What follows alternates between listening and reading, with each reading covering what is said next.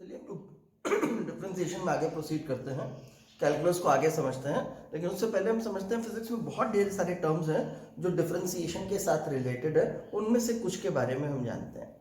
देखो जैसे वेलोसिटी होती है उसे हम बोलते हैं डिस्प्लेसमेंट अपॉन टाइम टेकन। ठीक है, अब एक छोटी सी डिस्प्लेसमेंट लें ds और एक छोटा सा टाइम उसे कवर करने का dt, तो ये वेलोसिटी हो गई। ठीक है, वेलोसिटी को हम ऐसे भी कह सकते हैं rate of change of position with time, rate of change of position with time. अगर मान लो पार्टिकल x के अलोंग मूव कर रहा है, x एक्सिस के अलोंग, तो उसका सिर्फ x कोऑर्डिनेट बदलेगा। अगर ये x एक्सिस है, वो x एक्सिस के अलोंग मूव कर रहा है, सपोज ये y एक्सिस, ये x एक्सिस अलोंग मूव करने के लिए वो x के ऊपर भी मूव कर सकता है इस तरह से, और हो सकता है इसके पैरेलल मूव कर रहा है। ठीक है, तो उसका सिर्फ x कोऑर्डिनेट चेंज करेगा, y नहीं चेंज करेगा। तो rate of change of position जो है विद टाइम, उसे भी वेलोसिटी कहा जाता है। तो ऐसे केस में उसकी पोजीशन x से डिनोट की जाएगी, तो इसी चीज को हम जो है वेलोसिटी को dx/dt भी लिख सकते हैं। ऐसे ही पार्टिकल अगर y एक्सिस के अलोंग मूव कर रहा होगा तो उसकी डिस्प्लेसमेंट या उसकी पोजीशन y डिपेंडेंट होगी, तो हम वेलोसिटी को dy/dt कह सकते हैं। ठीक है ना, basically rate of change of position with time, ये वेलोसिटी हो गई। ये कैलकुलस की लैंग्वेज में लिखने का तरीका हो गया। अब एक्सेलरेशन को हम कैसे लिखते हैं? एक्सेलरेशन को हम लिखते हैं rate of change of velocity with time. तो ये छोटा सा चेंज ले लिया वेलोसिटी का dv अपॉन उस चेंज के लिए जो टाइम लगा छोटा सा dt, तो rate of change of displacement with time, rate of change of velocity with time हो गया। अब अगर सोचो, मैं इसमें से ये d/dt तो लिख देता हूं एज इट इज, लेकिन इस वेलोसिटी की जगह वेलोसिटी की ये वैल्यू रख देता हूं ds/dt। अब क्या होगा, यही एक्सेलरेशन जिसे हम dv/dt लिख रहे थे, अब उसे हम लिख सकते हैं इस तरह से। पढ़ेंगे कैसे? d2s/dt2, d2s/dt2 सेकेंड डेरिवेटिव भी बोलते हैं। ये फर्स्ट डेरिवेटिव था हमारे पास, ये वेलोसिटी, ये जो था ना, ये चीज फर्स्ट डेरिवेटिव, s का फर्स्ट डेरिवेटिव विद टाइम। जैसे यहाँ पे 2 आ गया तो ये सेकेंड डेरिवेटिव हो गया। ऐसे मान लो 3 आ जाए तो थर्ड डेरिवेटिव हो जाएगा। जैसे मैं ऐसे लिख दूं तो ये क्या है, third derivative of x with t है। ऐसे लिख दूं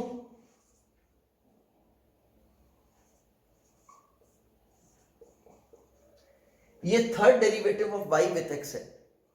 ठीक है, अब ये first derivative, second derivative, third derivative का मीनिंग क्या है समझते हैं। जैसे मान लो मैं एक एक्सप्रेशन लिख देता हूं, मैंने को कहा एक पार्टिकल x एक्सिस के अलोंग मूव करता है और उसकी पोजीशन जो है टाइम पे डिपेंड करती है according to the relation x equals to T cube minus 60 3t² and plus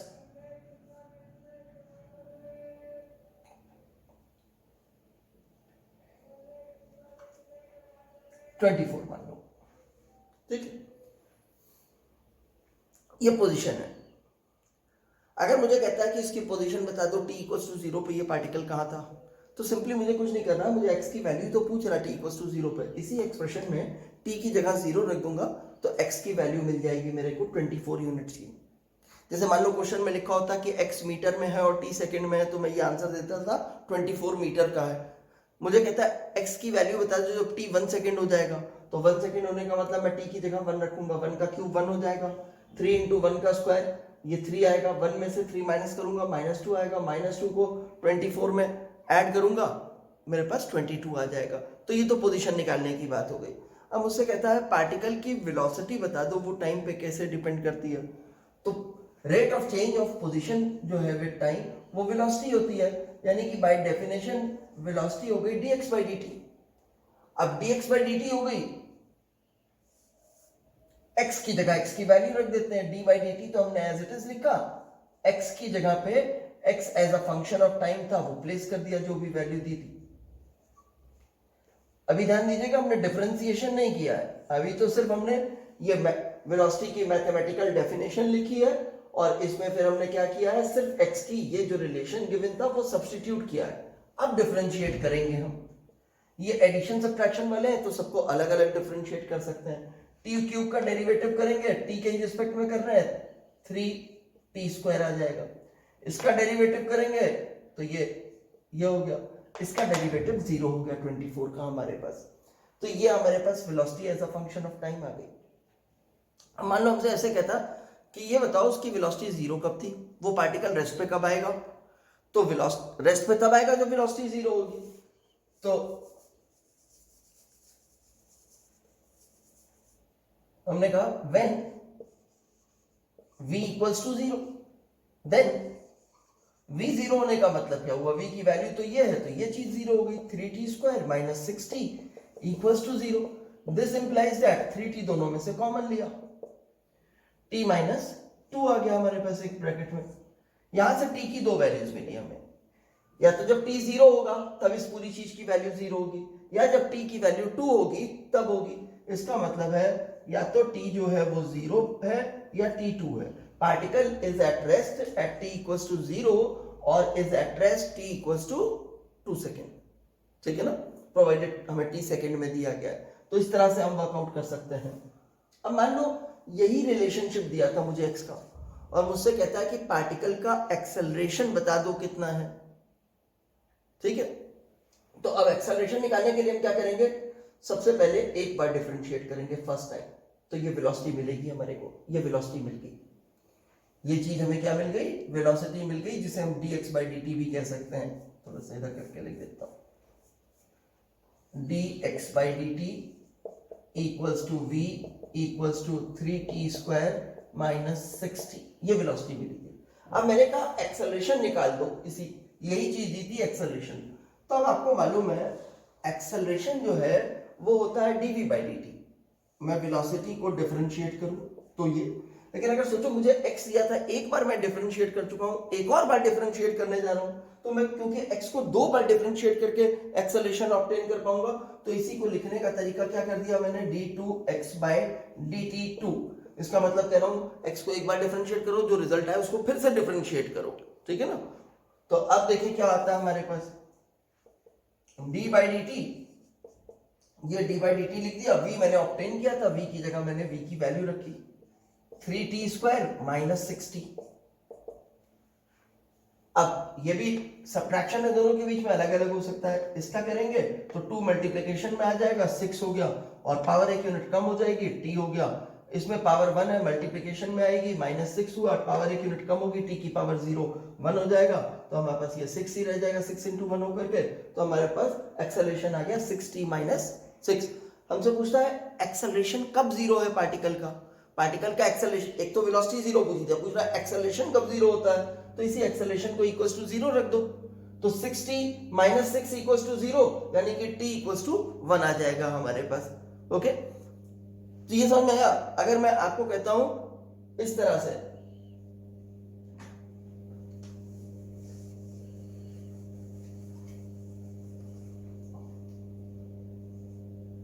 d5y/dx5, ये लिख के देता हूं, तो इसका मीनिंग क्या है, इसका मतलब है मुझे y x के टर्म में दिया होगा, मुझे y दिया होगा फंक्शन ऑफ x के टर्म में, कोई फंक्शन ऑफ x होगा, sin x, cos x, tan x, log x, x algebraic function x³ + 2x - 1/x, ऐसे करके कोई भी फंक्शन हो सकता है मेरे पास x का। तो मुझे कह रहा है आप उसको 5 बार डिफरेंशिएट करो, उसके बाद जो रिजल्ट आता है वो निकालो, यानी कि पहली बार डिफरेंशिएट करो कुछ आ जाएगा, फिर जो आ गया उसको फिर से डिफरेंशिएट करो, फिर जो आ गया उसको फिर से डिफरेंशिएट करो, फिर जो आ गया फिर से डिफरेंशिएट करो। ऐसे आप 5 बार डिफरेंशिएशन जब कर लोगे तो वो इसके बराबर हो जाएगा, ठीक है, इस चीज के बराबर हो जाएगा सॉरी। और अगर ऐसे लिखा होता तो सिंपली 3 बार डिफरेंशिएट करना, क्लियर है। जैसे मान लो मेरे को कहा गया y इक्वल्स टू 8x की power 4 minus 6x² plus 2x plus 1 है। मुझसे कहा गया फाइंड d3y/dx3 इसको फाइंड करने के लिए था, तो मैं क्या करूंगा, सबसे पहले मैं dy/dx निकालूंगा। dy/dx equals to addition subtraction ही है, सबको डिफरेंशिएट कर देते हैं। पावर मल्टीप्लिकेशन में आई 32 हो गया, पावर एक यूनिट कम हुई x क्यूब हो गया। पावर मल्टीप्लिकेशन में आई ये 12 हो गया, पावर एक यूनिट कम हुई x हो गया। पावर 1 थी, मल्टीप्लिकेशन में आई, पावर एक यूनिट कम हुई, x की पावर 0 1 ही हो गया और कांस्टेंट का डेरिवेटिव 0 हो गया। ये dy/dx आ गया। अब कहा सेकंड एक बार और डिफरेंशिएट कर दो, d2y/dx2। इसका मतलब है ये जो रिजल्ट आ गया है इसे डिफरेंशिएट करना है, इसे डिफरेंशिएट करना है तो इसको इसमें मल्टीप्लाई करेंगे पावर को 96, पावर एक यूनिट कम करेंगे x² हो गया। इसकी पावर इसमें मल्टीप्लाई करेंगे -12, पावर एक यूनिट कम करेंगे x की पावर 0 वो 1 हो गया, -12 × 1 ये हो गया। ये सेकंड डेरिवेटिव निकल आया। इसी तरह एक और बार कर देते हैं, d3y/dx3। अब ये जो रिजल्ट आ गया इसको डिफरेंशिएट कर दो, इसको डिफरेंशिएट करें तो 2 इसमें मल्टीप्लाई हुआ 192, पावर एक यूनिट कम हुई x, ये कांस्टेंट था 0 हो गया इसका डेरिवेटिव। ये हमारे पास d3y/dx3 आ गया, ठीक है ना। तो अब मैं कह रहा था कि बहुत ढेर सारी क्वांटिटीज फिजिक्स में ऐसी हैं जो डेरिवेटिव के टर्म में एक्सप्रेस की जाती हैं, उनमें से कुछ के एग्जांपल्स देखते हैं हम।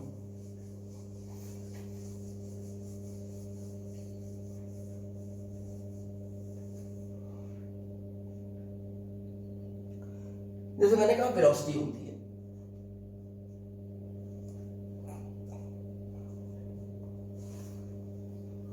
Rate of change of position with time, ऐसे लिख दो। अगर s वाली चीज x के टर्म में दी गई है तो इस तरह से लिख सकते हो, अगर y के टर्म में दी गई है तो आप इस तरह से लिख सकते हो इसी चीज को। अगर z के टर्म में दिया गया पार्टिकल z के अराउंड मूव कर रहा है तो आप ऐसे लिख सकते हो, यानी कि v = ds/dt हो सकता है, v = dx/dt हो सकता है, v = dy/dt हो सकता है, v = dz/dt हो सकता है। जैसा पार्टिकल जिस तरह से मूव कर रहा है हम उसके अकॉर्डिंगली लिख सकते हैं इसे, ठीक है ना। इसी तरह एक्सेलरेशन क्या होता है, rate of change of velocity with time, तो ये dv/dt हो गया। अगर हम डिस्प्लेसमेंट को s से डिनोट कर रहे हैं तो इसे सेकंड डेरिवेटिव ऑफ डिस्प्लेसमेंट लिख सकते हैं। अगर x से डिनोट कर रहे हैं तो इसे second derivative of x with respect to time लिख सकते हैं, एंड सो ऑन हम इसे लिख सकते हैं। ये एक्सेलरेशन निकालने का तरीका हो गया हमारे पास कैलकुलस की लैंग्वेज में। इसी तरह सोचो इलेक्ट्रिक करंट। अब इलेक्ट्रिक करंट को टाइम में आप कैसे डिफाइन करते थे, rate of flow of charge with time, ठीक है ना। तो चार्ज फ्लोन स्मॉल में ले लीजिए अपॉन टाइम टेकन, तो ये rate of flow of charge with time हो गया। ये इलेक्ट्रिक करंट हो गया हमारे पास। का पावर क्या होती थी, rate of work done per unit time, तो पावर को क्या लिख सकते हैं, rate of work done with time, ठीक है। तो बहुत सी मतलब क्वांटिटीज ऐसी हैं जिनको हम इसके टर्म में लिख पाएंगे। धीमे धीमे हम जानने लगेंगे जैसे जैसे वो क्वांटिटीज हमारे सामने आएंगी, कैसे करना, उन्हें किस तरह से एक्सप्रेस करना है, ठीक है। मैंने हमसे कहता है कि एक पार्टिकल है, उसकी पोजीशन x टाइम के साथ जिस तरह से रिलेटेड है, वो टाइम के साथ जो उसकी पोजीशन x का रिलेशन है, इसका मतलब हमारे को सब कंसिडर करना है कि वो पार्टिकल x के अलोंग मूव करता है, तो उसकी पोजीशन x जो है जो टाइम के साथ मैथमेटिकल रिलेशन बियर करती है, दैट इज t =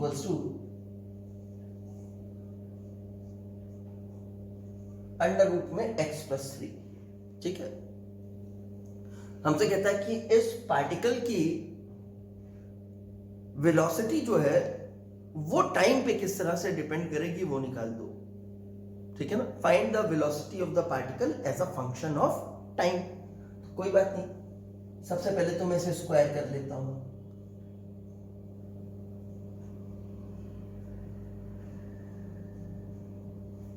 अब मैं समझता हूं वेलोसिटी का मतलब dx/dt की बात कर रहा है, और मैं इससे x को आसानी से सब्जेक्ट बना सकता हूं, तो x को सब्जेक्ट भी बना लेता हूं मैं।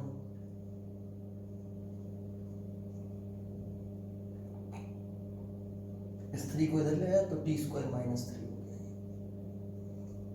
ठीक है। x एक तरफ रह गया। अब मैंने कहा वेलोसिटी यानी कि dx/dt, दैट इज ये पावर इसमें मल्टीप्लाई हुई 2t, ये कांस्टेंट था, इसका डेरिवेटिव 0 हो गया तो v इक्वल्स टू 2t आ गया हमारे पास, ठीक है ना। ये velocity as a function of time आ गई। अगर मुझसे पूछा होता उसने बता दो इस पार्टिकल की velocity t equals to 1 second पे कितनी होगी, तो velocity at t equals to 1 second पूछ रहा है मेरे को, और मुझे गिवन है कि x मीटर में है और t तो सेकंड में दे ही दिया, तो वेलोसिटी मीटर पर सेकंड में निकलेगी क्योंकि लेंथ का यूनिट मीटर में है और टाइम का यूनिट सेकंड में है। तो यहाँ पे बस कुछ नहीं करना, जो velocity as a function of t निकाला होगा आपने उसमें t की जगह 1 सेकंड रख देना, तो 2 into 1 2 हो गया, ये 2 मीटर पर सेकंड हो गया।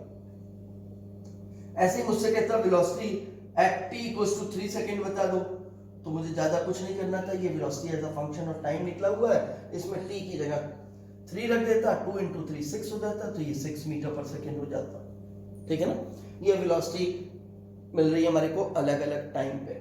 अब मान लो मेरे से कहता कि मुझे velocity as a function of x बता दो, velocity as a function of x, तो ज्यादा कोई मेहनत का काम नहीं है, आपने velocity as a function of time निकाल लिया है, और टाइम किस तरह से x पे डिपेंड करता है वो आपको पहले पता है, तो इस टाइम को हटा दो, x के टर्म में लिख दो, तो velocity in terms of x भी मिल जाएगा आपको, तो velocity in terms of x हो गया इतना आपके पास। सिंपली इस t की जगह मैंने t की वैल्यू सब्स्टिट्यूट कर दिया, तो velocity in terms of position आ गई, ठीक है। मान लो मुझसे कहता कि मुझे पार्टिकल की पोजीशन उस समय बता दो जब पार्टिकल की वेलोसिटी 0 होती है, पार्टिकल जिस समय रेस्ट पे होता है, जिस इंस्टेंट पर पार्टिकल रेस्ट पे होता है उस समय पार्टिकल की पोजीशन क्या है, पोजीशन मतलब x की वैल्यू पूछ रहा है। तो मेरे पास दो तरीके हैं इसको वर्कआउट करने के। एक तरीका है कि velocity as a function of x लिखा हुआ है, मैं वेलोसिटी को 0 रख लूं और x की वैल्यू ऑब्टेन करूं, तो मैंने इसमें प्लेस किया when v equals to 0, then 2 under root x plus 3 equals to 0. This implies root x plus 3 equals to 0. This implies x plus 3 equals to 0. This implies x equals to minus 3, और x अगर metre में दिया था तो यहाँ metre लगा दूंगा, तो x जो है वो -3 मीटर हो गया। जब वेलोसिटी 0 थी तो उस समय -3 मीटर हो गया। एक और तरीका था मेरे पास, मैंने velocity as a function of x निकाला ही नहीं, अब मेरे कह रहा कि पोजीशन बता दो जिस समय पार्टिकल रेस्ट में होता है, तो मुझे मालूम है v ये होता है, v इक्वल्स टू 2t, हम कंक्लूड कर चुके हैं, तो हमने कहा when v equals to 0, then v की जगह 0 रखो तो t भी 0, t इक्वल्स टू 0, तो x कितना हो जाएगा, x plus root 3, x plus 3 का root sorry equals to t था, और t 0 हो चुका है, तो ये मैंने 0 कर दिया, स्क्वायर कर लो दोनों तरफ, x प्लस 3 इक्वल्स टू 0 या x इक्वल्स टू -3 मीटर, ठीक है ना। -3 मीटर का मतलब है पोजीशन है, नेगेटिव भी हो सकती है, इसका मतलब ये पार्टिकल y एक्सिस के लेफ्ट में प्रेजेंट है, y एक्सिस से 3 मीटर की दूरी पे, ओके। तो ये हमारे पास कैलकुलस की लैंग्वेज में इसको लिखने का तरीका हुआ। चलिए एक क्वेश्चन और लेते हैं।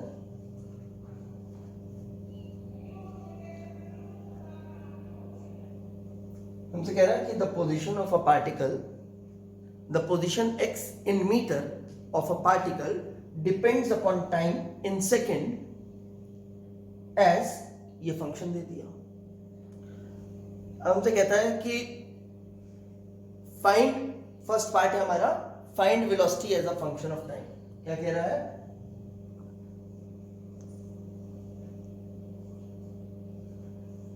फाइंड, फर्स्ट पार्ट में हमसे कह रहा है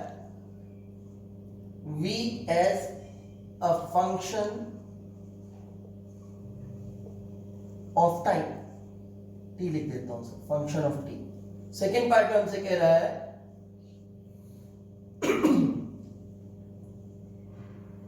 acceleration as a function of t, ठीक है। तीसरा कह रहा है फाइंड तो था टी यानी कि time when v equals to 0। फिर हमसे कह रहा है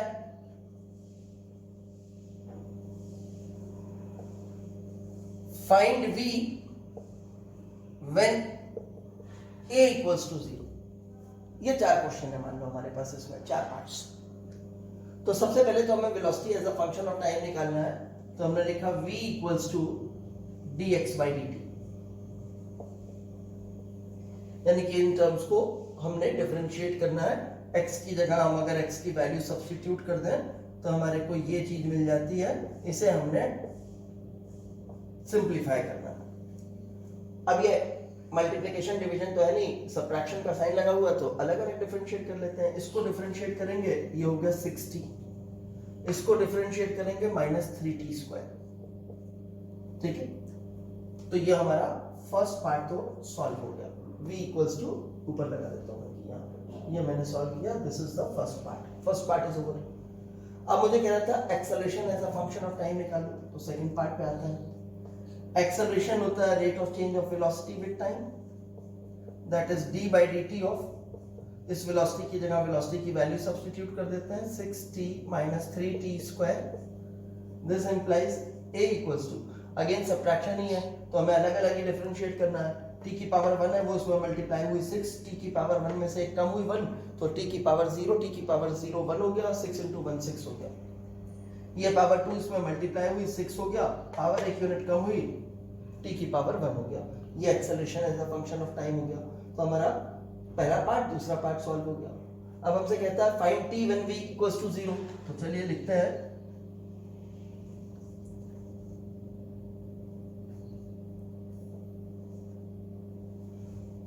if v equals to 0, then v 0 होने का मतलब v तो इसके बराबर है, ये चीज 0 हो गई। 6t minus 3t² equals to 0। इन दोनों में से 3t कॉमन ले लिया मैंने,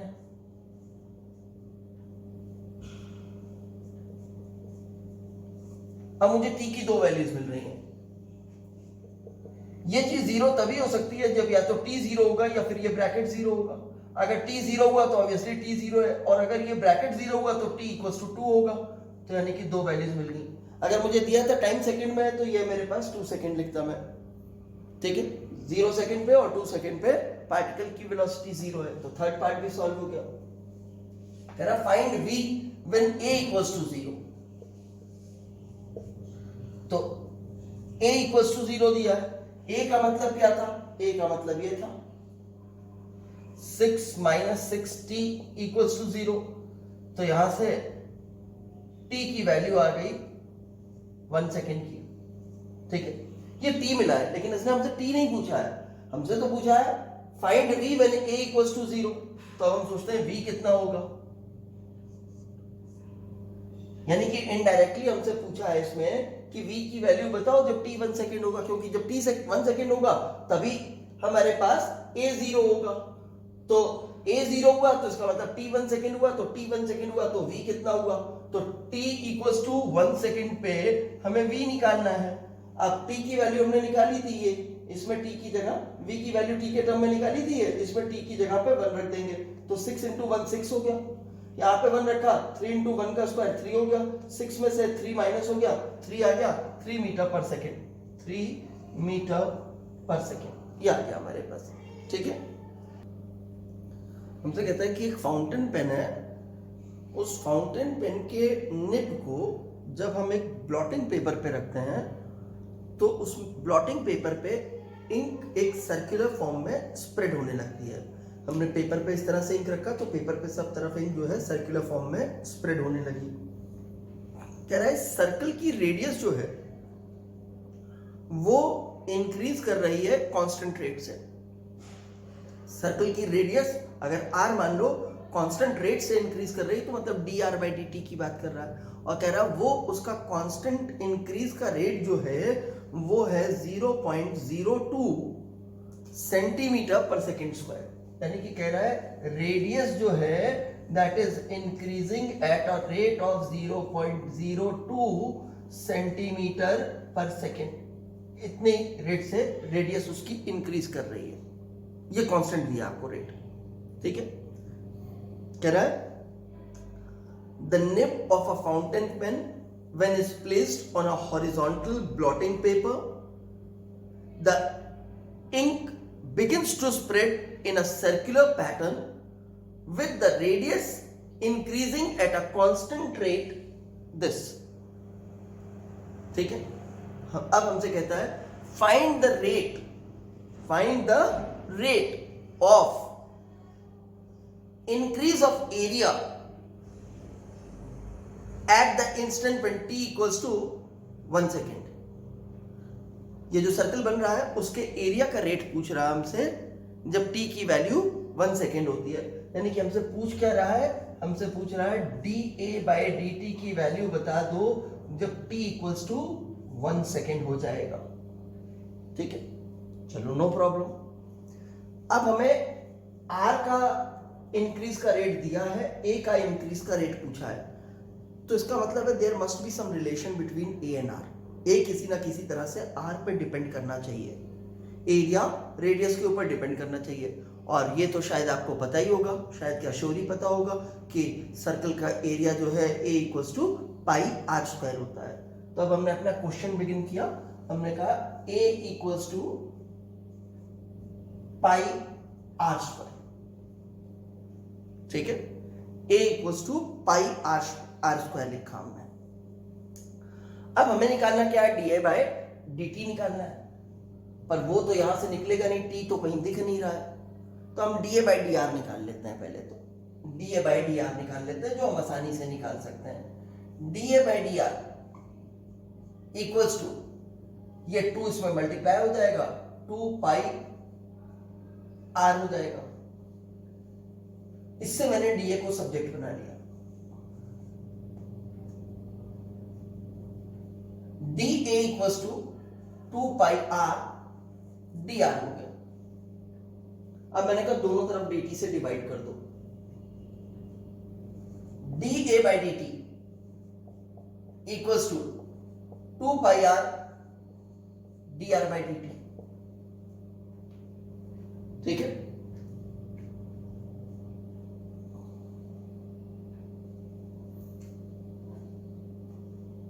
मैं क्वेश्चन में थोड़ा सा चेंज करता हूं। क्या था क्वेश्चन हमारे पास, मान लीजिए हमारे पास था कि when the nib of a fountain pen is placed on a blotting paper, the ink begins to spread on the paper in a circular pattern, ठीक है ना, for which the rate of increase of radius with time is constant and is equal to 0.02 centimeter per second, ठीक है। अब हमसे पूछा उसने find the rate of increase of area when the radius is, मैंने शायद टाइम बोल दिया था पिछली बार, तो वो रेडियस के लिए कर लेते हैं, when the radius is half centimetre, ठीक है ना, when the radius is half centimetre. ये टी लिखा था ना, ये टी नहीं है, ये आपके पास रेडियस के टर्म में है। कह रहा है जब रेडियस हाफ सेंटीमीटर होती है उस समय dA/dt की वैल्यू बता दो। अब हमने dA/dt निकाल तो लिया ही है, तो अब हम निकालते हैं dA/dt एक स्पेसिफिक गिवन इंफॉर्मेशन के अकॉर्डिंगली उसकी फिक्स वैल्यू इस इंस्टेंट के लिए। तो r को हमने लिखना है हाफ सेंटीमीटर, 2 पाई तो 2 पाई रह गया हमारे पास, r की जगह हमारे पास आ गया हाफ सेंटीमीटर, और dr/dt की वैल्यू हमें कांस्टेंट दी गई थी 0.02 सेंटीमीटर पर सेकेंड, ठीक है। तो ये हो गया सिंप्लीफाई होकर के, ये 2 कैंसिल हो गया, 0.02 पाई सेंटीमीटर से मल्टीप्लाई हुआ सेंटीमीटर स्क्वायर पर सेकेंड। ये इस इंस्टेंट के लिए rate of increase of area की वैल्यू हो गई हमारे पास। अब देखो जैसे जैसे r बड़ा होता जाएगा, ये टर्म कांस्टेंट है आपके पास, ये टर्म कांस्टेंट है, r इंक्रीजिंग है। आर जैसे जैसे इंक्रीज करेगा तो इसके बढ़ने का रेट बढ़ता जाएगा। It will the rate of increase of area will increase with time, हमें दिख रहा है, क्योंकि क्या होगा विद इंक्रीज इन रेडियस, जैसे जैसे रेडियस बड़ी होगी dA by dt is directly proportional to a, तो जैसे जैसे रेडियस बड़ी होगी तो dA by dt directly proportional to r है, तो वो भी उसका रेट यानी कि dA by dt इंक्रीज करेगा हमारे पास। अब देखो हमने ये फॉर्मूला पढ़ा था कैलकुलस में, d by dx of ln x, ठीक है, ये हमने फॉर्मूला पढ़ा था। और हमने एक फॉर्मूला लॉग का पढ़ा था,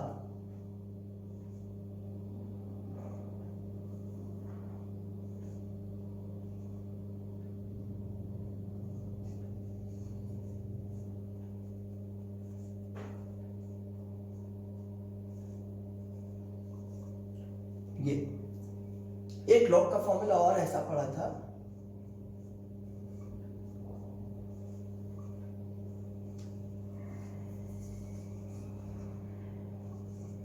ये, ठीक है ना। अब देखो कई बार क्या होता है कि हमारे पास फंक्शंस ऐसे होते हैं, जैसे अभी थोड़ी देर पहले मैंने आपको दिया था एक फंक्शन इस तरह से t इक्वल्स टू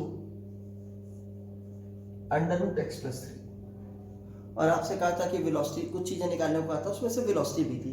तो मैंने सबसे पहले क्या कर दिया, कहा इसका स्क्वायर कर लो, ये ऐसे हो जाएगा, फिर इससे x को सब्जेक्ट बना लो, ये इस तरह से हो जाएगा, आप कर लो, यानी कि आप x का सेपरेशन कर पाए।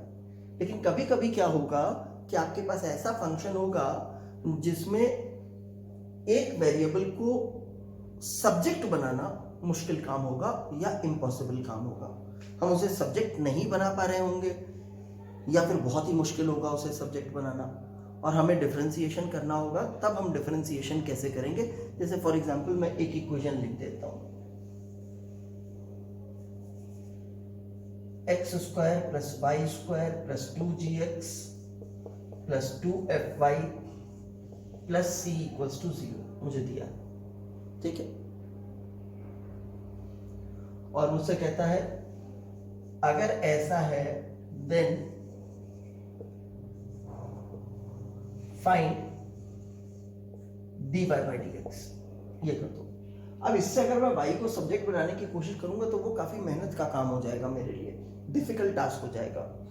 तो मैंने डिसाइड किया कि मैं ऐसा नहीं करूंगा, मैं कोई सब्जेक्ट बनाने का काम नहीं करूंगा। इसमें दो ही वेरिएबल है एक्सप्रेशन में, x और y, बाकी सारे कांस्टेंट ट्रीट किए जाएंगे, ठीक।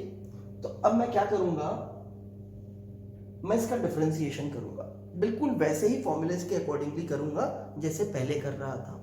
लेकिन फर्क सिर्फ ये करूंगा, इसमें दो वेरिएबल हैं x और y के। जब भी x वाले के लिए फॉर्मूला लगाऊंगा, x को के फंक्शन को किसी डिफरेंशिएट करूंगा, तो जो रिजल्ट आता होगा फॉर्मूला के अकॉर्डिंगली वो लिखने के बाद उसमें dx मल्टीप्लाई कर दूंगा। और जब y वाले को डिफरेंशिएट करूंगा फॉर्मूले के अकॉर्डिंगली, जो भी रिजल्ट आएगा उसमें dy मल्टीप्लाई कर दूंगा, ठीक है। एक बार एग्जांपल से देखते हैं कैसे है।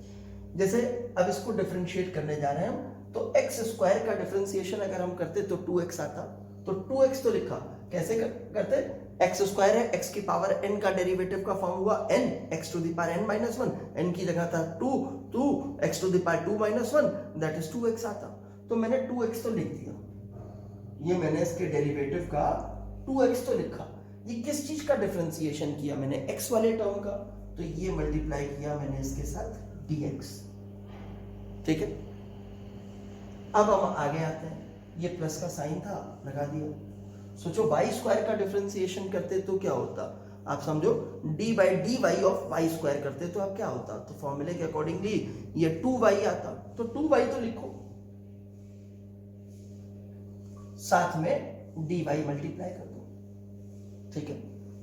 अब हम अगले टर्म के लिए जा रहे हैं, फिर प्लस का साइन है, 2g तो कांस्टेंट है, उसको लिख लो as it is, dx by dx, x का डेरिवेटिव करना, dx by dx 1 होगा, तो 1 तो इसमें मल्टीप्लाई होगा, तो 2g रह जाएगा। लेकिन फिर से आपने x वाले टर्म का डिफरेंशिएशन किया है, तो dx मल्टीप्लाई कर दो। ऐसे ही ये टर्म के लिए 2f तो मैंने लिख लिया एज इट इज, अब y का डिफरेंशिएशन करूंगा तो y के रिस्पेक्ट में ही सोचूंगा, dy बाई dy होता तो वो 1 हो जाता मेरे पास, 1 आ रहा है, 1 इतनी चीज में मल्टीप्लाई करूंगा तो यही चीज आ जाएगी, लेकिन y वाले टर्म का डिफरेंशिएशन किया है तो dy मल्टीप्लाई कर दो इसमें, c तो कांस्टेंट है, उसका डेरिवेटिव 0 हो गया, ये ठीक है। अब देखो इस वाले टर्म में dx है, इस वाले टर्म में dx है, इस वाले टर्म में dy है, इस वाले टर्म में dy है, 2 सभी में है, पूरी इक्वेशन को 2 से डिवाइड कर देता हूं, जिनमें dx है उनमें से dx कॉमन ले लेता हूं, जिनमें dy है उनमें से dy कॉमन ले लेता हूं, तो 2 तो कट गया,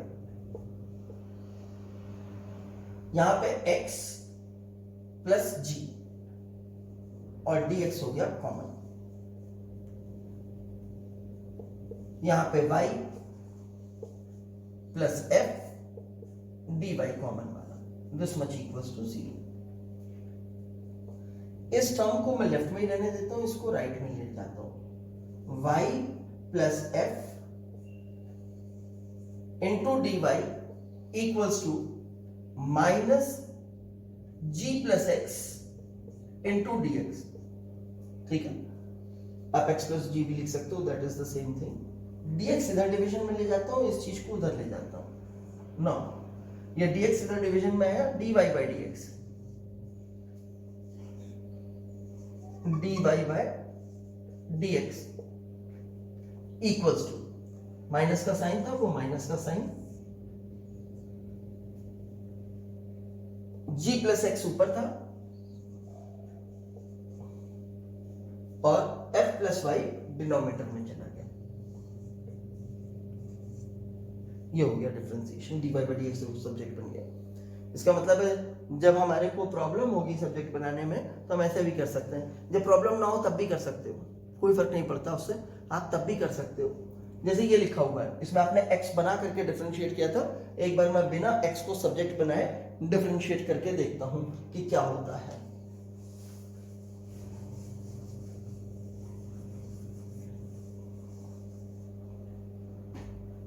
इतना काम तो मैंने कर दिया, अब मैंने कहा मैं डिफरेंशिएशन करता हूं, टी स्क्वायर है उसका डिफरेंशिएट करूंगा तो टी के रिस्पेक्ट में ही मान रहा हूं उसका डिफरेंशिएशन कर रहा हूं, तो पावर मल्टीप्लिकेशन में आएगी, that is 2 will come into multiplication, और पावर एक यूनिट कम हो जाएगी तो 2t आएगा, तो मैंने 2t तो लिख दिया, लेकिन मैंने t वाले टर्म का डिफरेंशिएशन किया है तो मैंने dt लिख दिया।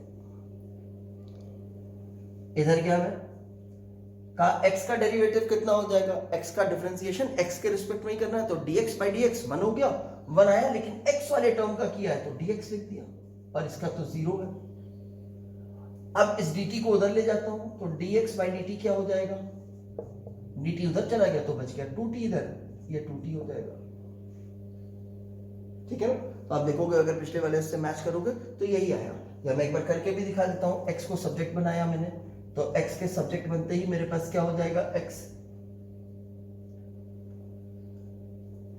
Equals to T square minus 3 हो जाएगा, मैंने कहा dx बाई dt निकाल दो तो dx by dt equals to ये आ गया 2t और वो 0, चाहे से निकालो चाहे से निकालो एक ही बात है। चलिए देखते हैं, मैंने ये फॉर्मूले आपको रिकॉल करा है कि हम इन्हें क्या लिखते थे, d by D X of ln x equals to 1 by X लिखते थे, लॉग के फॉर्मूले ये थे, ये हमने रिकॉल किए फॉर्मूले। आप देखो जब हम एरर्स पढ़ रहे थे तो उसमें जब हमारे पास मल्टीप्लिकेशन और डिवीजन का आया तो उसकी मैंने डेरिवेशन नहीं कराई थी आपको, ठीक है। परसेंटेज एरर्स के डायरेक्ट रिजल्ट लिखवाए थे कि मल्टीप्लिकेशन हो या डिवीजन हो तो हम परसेंटेज एरर्स ऐड कर देते हैं। अभी हम एक बात देखते हैं, हमने कैलकुलस समझ ली, उस समय मैंने कहा था एक बार कैलकुलस समझेंगे तो बड़ी आसानी से वहां पे मैं आपको ये चीज बता पाऊंगा, तो हम एक बार उसको करने की कोशिश करते हैं। सपोज P कोई क्वांटिटी है जो दो क्वांटिटीज पे डिपेंड करती है x और y पे, according to the relation P equals to x upon y।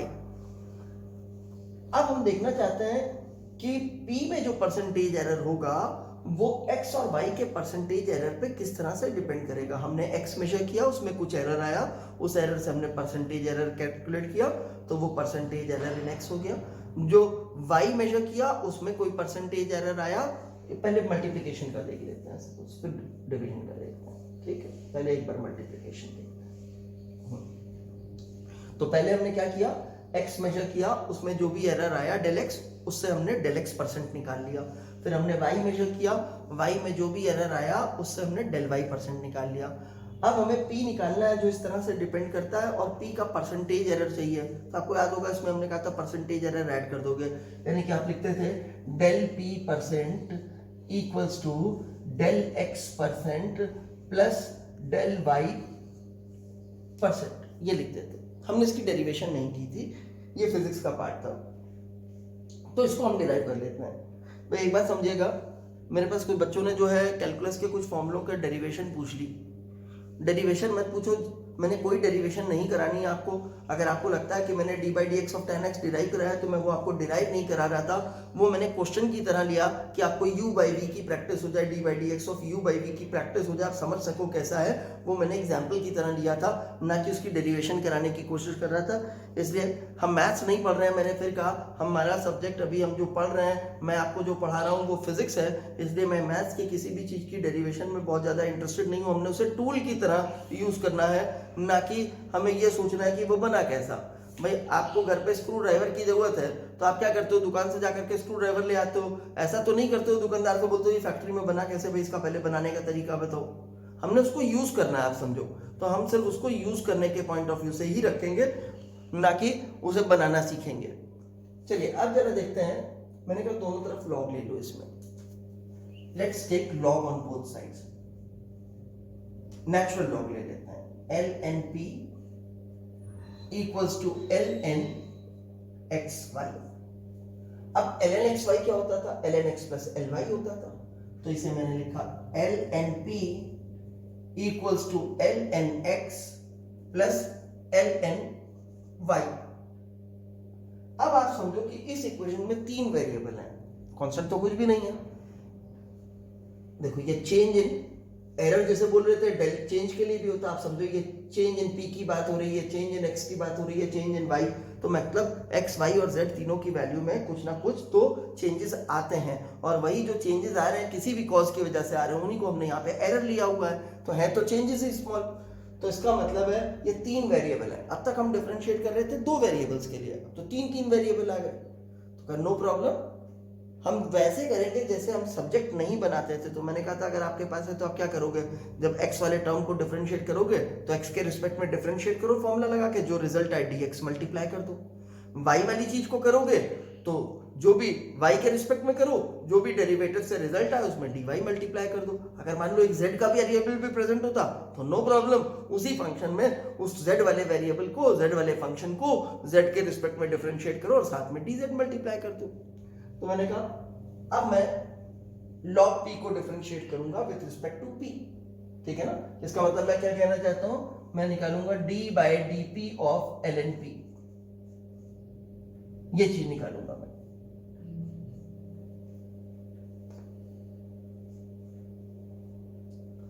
अब d by D X of L N X, यहां पे x लिखा था, यहां भी x लिखा है, बस उसी का नाम तो बदल गया है और तो कुछ हुआ ही नहीं है चेंज। तो इसका मतलब है सब जगह यही चेंज हो जाएगा, x की जगह पे p आ जाएगा, ठीक है। तो इसका मतलब इसका डिफरेंशिएशन करूंगा तो मेरे को 1/p मिलेगा, लेकिन मुझे कुछ करना भी था। मैंने कहा जब p वाले को करोगे तो dp से मल्टीप्लाई करोगे, तो ये मैंने इसे dp से मल्टीप्लाई कर दिया, ठीक है। आप चाहो तो चलो एक बार ऐसे ही लिख देता हूं। फिर इसमें आया ln x का डेरिवेटिव 1/x हो जाएगा, इंटू dx कर दिया, प्लस ln y का डेरिवेटिव 1/y हो जाएगा, इंटू dy कर दिया। अब ये हो गया dp by p equals to dx by x plus dy by y, dy by y। इसी में मैंने कहा dp का डिनोशन जो ना, dp भी रिप्रेजेंट कर रहा है चेंज को, डेल्टा भी चेंज को ही रिप्रेजेंट करता है। dp श्योर होता है कि जब हम बोलना नहीं पड़ता है कि स्मॉल चेंज है, अपने आप अंडरस्टूड होता है स्मॉल।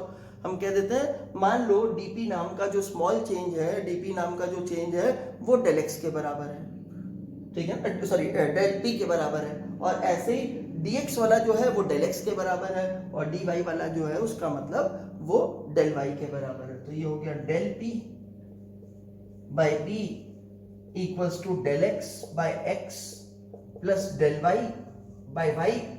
100 से पूरी इक्वेशन को मल्टीप्लाई करो तो ये परसेंटेज में चला गया। Del P percent equals to ये डेल एक्स परसेंट हो गया, del X percent plus del Y percent, ये हो गया। ठीक है, ये हमारे पास रिजल्ट आ गया। अब एक बार इसी तरह से हम डिवीजन का केस भी देख लेते हैं।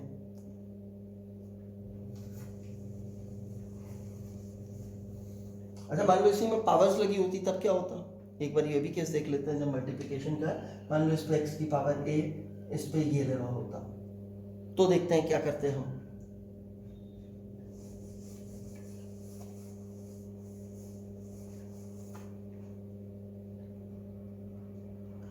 तब हम लिखते हैं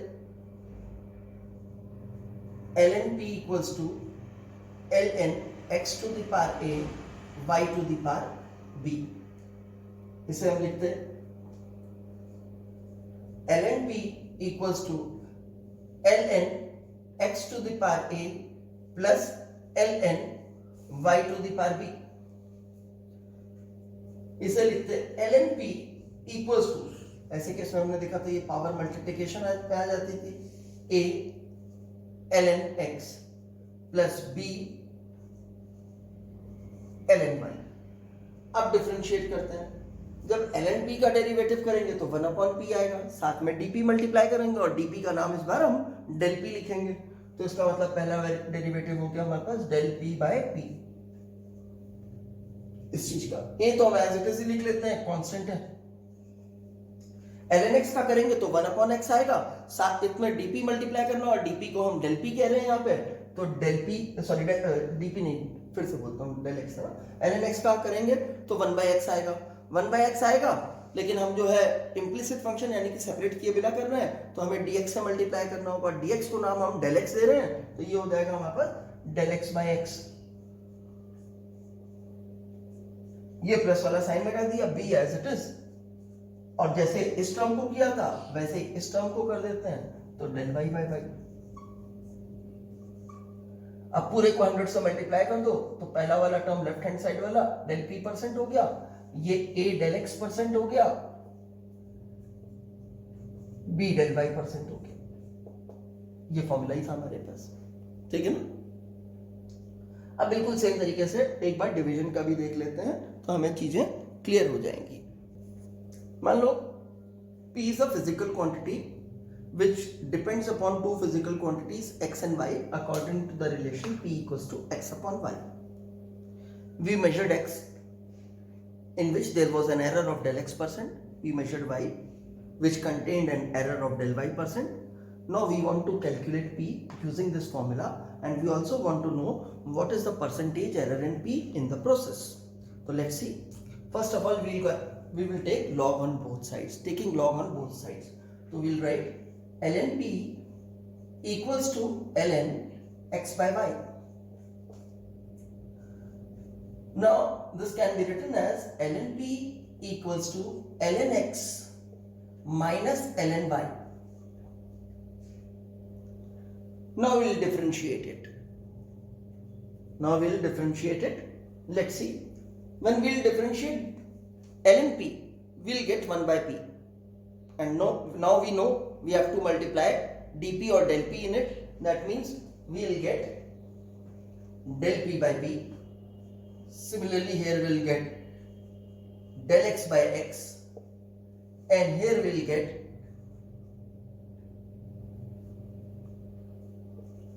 del y by y.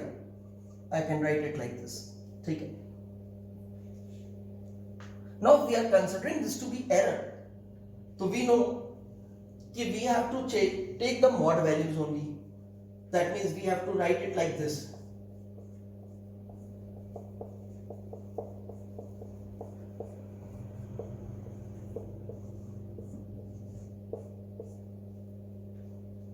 Minus में था ये, so this will also become positive. Now let's multiply 100 to this equation. This will become del p percent. This will become del x percent. and this will become del 5%. So percentage are getting added up in the process of division. ठीक है ना? तो ये हमारा process हो गया. अब हमने geometrical meaning of dy by dx समझा था कि वो स्लोप होता है. ठीक है. अगर सपोज हमारे को कहा गया कि एक इक्वेशन है x square plus y square equals to 9. क्या आप पहचानते हैं कि इक्वेशन किस चीज की है? ये सर्कल की इक्वेशन है. x और y के कोफिशिएंट सेम है. इस सर्कल का सेंटर क्या है? ओरिजिन है. इस सर्कल की रेडियस कितनी है? ये रेडियस का स्क्वायर लिखा हुआ है. तो इसका मतलब ये सर्कल जो है इसका रेडियस जो है वो 3 यूनिट्स का है. मैं एक बार सर्कल बना देता हूं. ये सपोज ये सर्कल है. ये इसका सेंटर जो है दैट इज ओरिजिन. तो x एक्सिस y एक्सिस भी बना लेते हैं.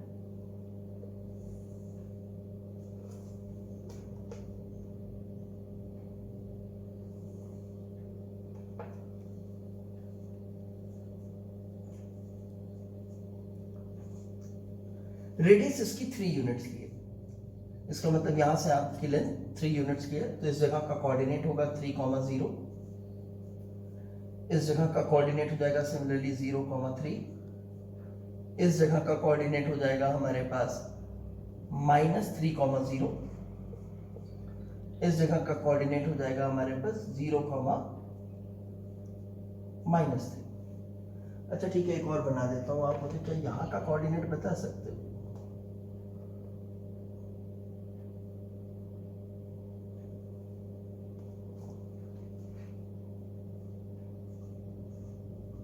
इस पॉइंट के कोऑर्डिनेट्स. देखो बड़ा आसान सा प्रोसेस है, कोई ज्यादा डिफिकल्ट काम नहीं है.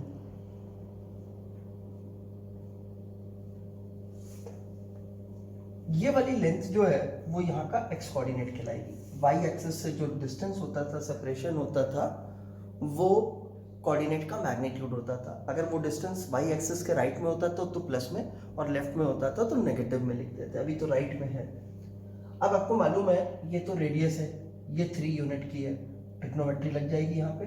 तो ये वाली लेंथ होनी चाहिए आपके पास, ये वाली 3 cos 60. x वाली चीज जो है वो 3 cos 60 होनी चाहिए. ये बेस हो गया, ये हाइपोटेन्यूज हो गया. इसे x समझ लो, इसे y समझ लो. तो x/3 इक्वल्स टू cos 60.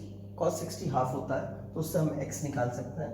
तो इसका मतलब 3 into cos 60, x कोऑर्डिनेट हो गया 3/2. और y कोऑर्डिनेट कितना हो जाएगा? ये चीज निकालनी है. तो 3 into sin 60. sin 60 होता है √3/2. तो ये हो जाएगा 3√3/2. अच्छा सपोज मैं आपसे पूछता कि इस सर्कल की टेंजेंट जो है वो कैसी होगी 3,0 पे. अब हमें मालूम है टेंजेंट बनानी है, तो वो टेंजेंट कुछ इस तरह से प्रेजेंट हो.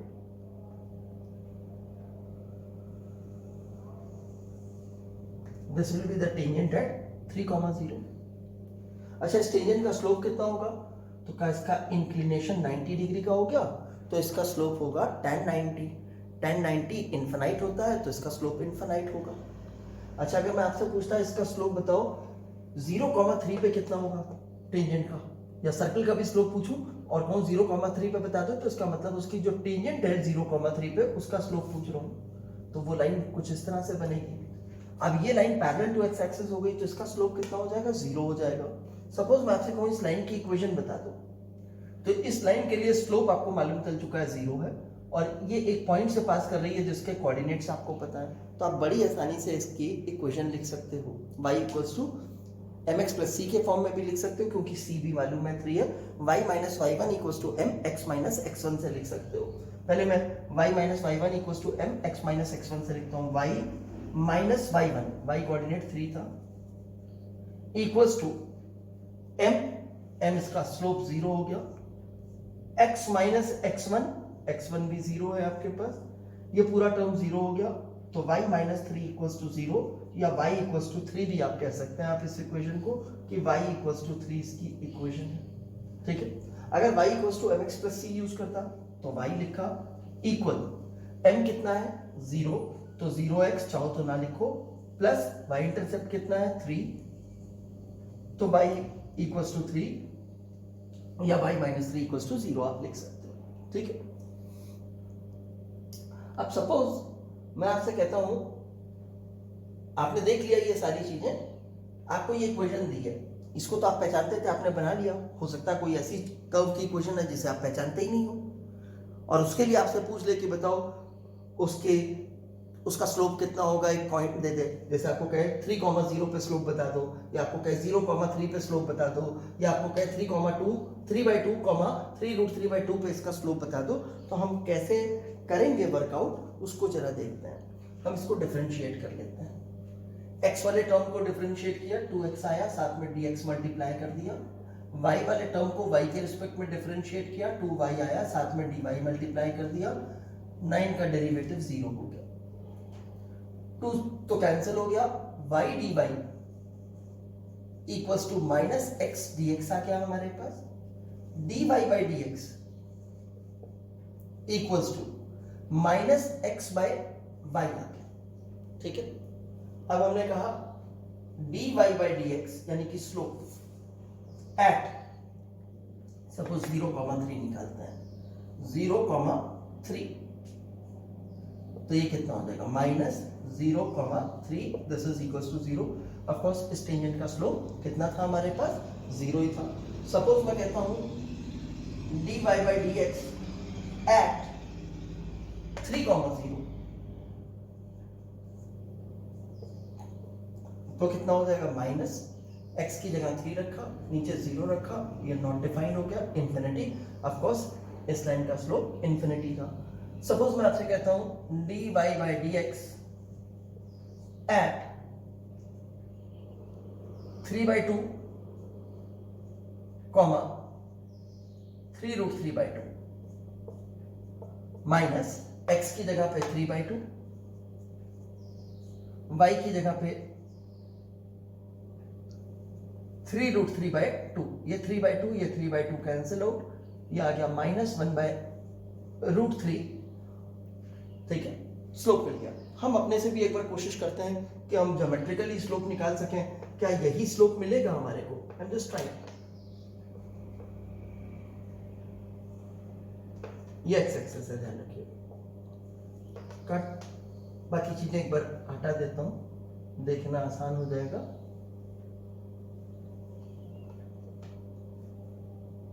टेंजेंट बना दी का, ये टेंजेंट बनेगी, तो बेसिकली इस लाइन का स्लोप पूछ रहा है। आप देख रहे हो ये एंगल सेकंड क्वाड्रेंट में जा रहा है, इसका इंक्लिनेशन सेकंड क्वाड्रेंट में है, और इसी इंक्लिनेशन का टेंजेंट जो है, अगर ये थीटा होगा एंगल, तो tan थीटा ही इसका स्लोप होगा, क्योंकि सेकंड क्वाड्रेंट में थीटा तो नेगेटिव होगा, नेगेटिव वाली बात तो जस्टिफाइड हो गई हमारे पास। अब हम बाकी देखते हैं कि हम कैसे निकाल पाएंगे, क्या निकाल पाएंगे या क्या नहीं निकाल पाएंगे, इस लाइन का स्लोप क्या हम निकाल सकते हैं या नहीं निकाल सकते हैं, उसको हम चेक करते हैं। ये एंगल हो गया 90 डिग्री का हमारे पास, रेडियस, और ये टेंजेंट उसके बीच का। अब इस ट्राइंगल में, ये जो ट्राइंगल आपको दिख रहा है, जैसे मैं हाथ से दिखा रहा हूं आपको, इस ट्राइंगल में ये दो इंटीरियर ऑपोजिट एंगल है और ये एक्सटीरियर एंगल है, तो ये एंगल कितना हो जाएगा, इन दोनों का सम हो जाएगा, यानी कि 150 डिग्री हो जाएगा, ठीक है। तो अब स्लोप कितना हो जाएगा, स्लोप हो जाएगा tan 150 डिग्री, tan 150 डिग्री। अब tan 150 डिग्री को हम क्या लिख सकते हैं, tan 1 into 90 degree plus 60 degree, इसे क्या लिख सकते हैं। अब 1 है, ऑड हो गया तो भाई बदलना पड़ेगा। उससे पहले चेक करो किस क्वाड्रेंट में है, चेक किया सेकंड क्वाड्रेंट में है, सेकंड क्वाड्रेंट में tan पॉजिटिव या नेगेटिव, माइनस का साइन लग गया, नेगेटिव होता है। अब ये ऑड नंबर है तो tan किस में चेंज हो जाएगा, कॉट में, कॉट लिख दिया और 60 डिग्री लिख दिया। माइनस तो मैंने एज इट इज रहने दिया, कॉट 60 की वैल्यू क्या होती थी, 1/√3 होती थी, ये लिख दिया, वो देखो यहाँ पे भी आपको मिल गया था, ठीक है ना। तो ये इसका बेसिक मीनिंग है हमारे पास। अगर हमें कोई कर्व दे दी जाए और उसके किसी पॉइंट के लिए स्लोप निकालने को कहे तो हम dy बाई dx निकालेंगे, जो वैल्यू आएगी उसमें x और y की जो वैल्यू दी होगी जिस पॉइंट के कोऑर्डिनेट पे जहां पे हमें स्लोप पूछ रहा होगा, वहां के लिए हम वो वैल्यू सब्स्टिट्यूट कर देंगे और स्लोप निकाल लेंगे।